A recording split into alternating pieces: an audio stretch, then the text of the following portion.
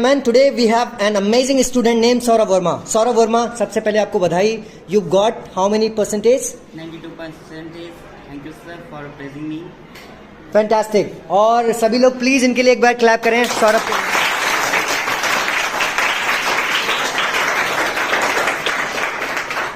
सौरभ, आपने सच में बहुत हार्ड वर्क किया होगा, राइट?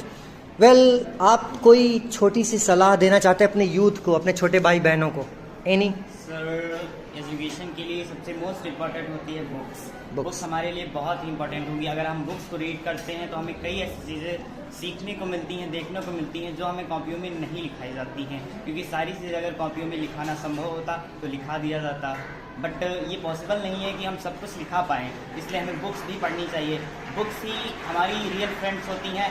क्योंकि अगर हम कोई डायरी बनाते हैं, जैसे आप लोग पढ़ेंगे 10th में एक चैप्टर है from the diary of Anne Frank, उसमें लिखा है paper has more patience than people. अगर आप अपनी किसी भी चीज़ को पेपर में लिखते हैं तो जब तक वो किसी और के पास नहीं जाएगा तब तक उसे कोई भी चुरा नहीं सकता है और ना ही वो किसी के पास जाएगी. इसलिए आपको जो भी मन करता है आप लिखिए, और पढ़ने का मन करता है तो पढ़िए, क्योंकि अगर आप पढ़ेंगे तभी आगे बढ़ेंगे. Wow! You know, he said one line, paper has more patience than people. than people. That's a fantastic line.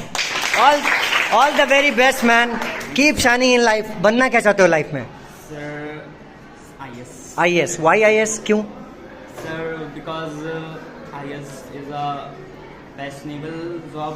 And So you want to show up the nation? Yes, sir. Fantastic. Serve the nation and responsible job to responsible and एक पूरे district को संभालना कैसे होता है, अपनी जिम्मेदारियों को समझना, कि जैसे जैसे हम जिम्मेदारियों को समझते हैं, अगर हम डिस्ट्रिक्ट को संभाल सकते हैं तो क्यों ना हम अपने देश के लिए कुछ करें. Wow, such a noble thoughts. Fantastic.